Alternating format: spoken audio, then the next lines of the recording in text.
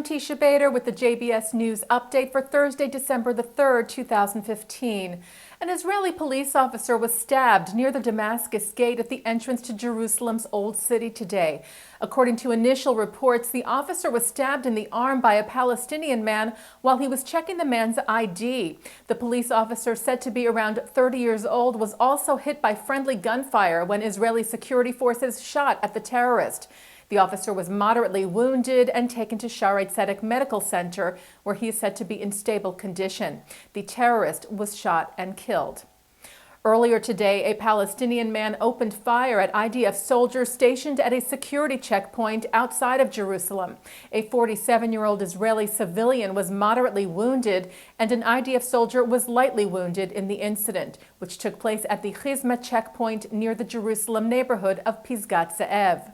According to the Palestinian news agency Ma'an, the terrorist was a member of the Palestinian security forces by the name of Mazen Hassan Oraiba of the East Jerusalem neighborhood of Abu Dis. He was shot and killed by other IDF soldiers at the scene.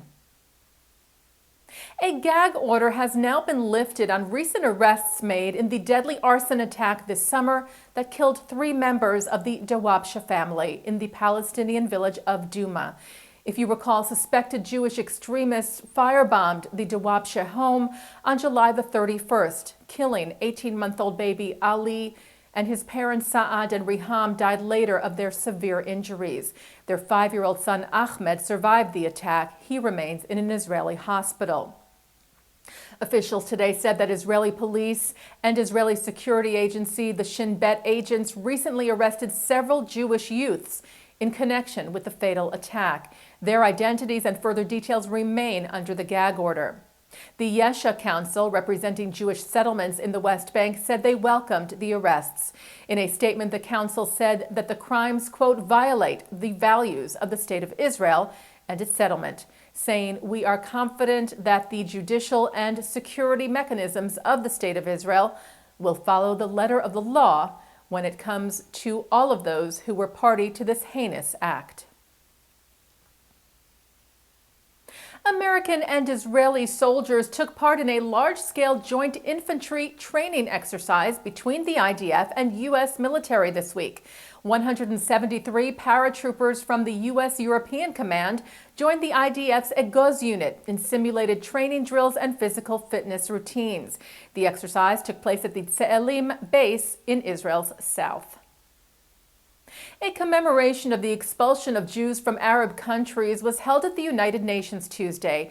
The event was co-sponsored by the Conference of Presidents of major American Jewish organizations and the World Jewish Congress, organized by Israel's permanent mission to the UN. It marked the expulsion of 850,000 Jews from Arab countries and Iran in the wake of Israel's independence in 1948. CEO of the World Jewish Congress, Robert Singer, noted that the UN only focused on Palestinian, not Jewish refugees. He said the anti-Israel narrative repeated in the UN has extended the conflict in the Middle East. Guest of honor at the event, Israel's Minister for Social Equality, Gila Gamliel, said the history of the Jewish refugees is an almost untold chapter of the Middle East. Gamliel said, "I stand here in the heart of the family of nations to declare that our story be brought to light in this institution so that at long last justice shall finally be served." U.S. Secretary of State John Kerry and former Secretary of State Hillary Clinton are set to appear at this year's Saban Forum at the Brookings Institution's Center for Middle East Policy in Washington, D.C. The event, which begins tomorrow, is being held under the banner Israel and the United States, yesterday, today, and tomorrow.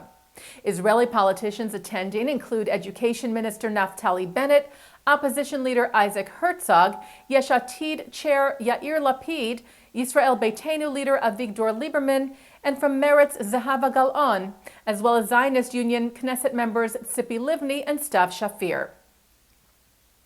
Jewish educators gathered this week in Las Vegas for the iCamp Conference on Israel Education. The 3-day event is hosted by the Center for Israel Education. It brought together 250 educators from North America and Israel to learn new approaches and skills and strategies for teaching Jewish youth outside of Israel about the culture, history, and politics of the country and connect to it in a real way. Participant and pioneering educator Dr. Barry Chazen, who is founding director of Spertus Institute's Master of Arts in Jewish Professional Studies program, said good education requires deep, authentic, personal relationships. iCamp, he said, moves us further in this direction, building these relationships and helping educators understand how these relationships are so critical to effective Israel education. And taking a look now at our programming for tonight on JBS for Thursday, December the 3rd. At 7 o'clock, the Talmud's take on dreams in Judaism, followed at 7:30 with a look at Jewish values on Jewish 101. At 8 o'clock, a ceremony marking the centennial of the Armenian genocide from the Museum of Jewish Heritage, a living memorial to the Holocaust. And at 9 o'clock, Mark Golub sits down with IDF Sergeant Benjamin Anthony on L'chaim.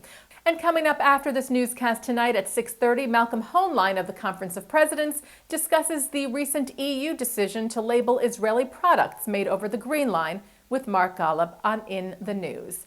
And that's the JBS News Update for Thursday, December the 3rd, 2015. I'm Teisha Bader.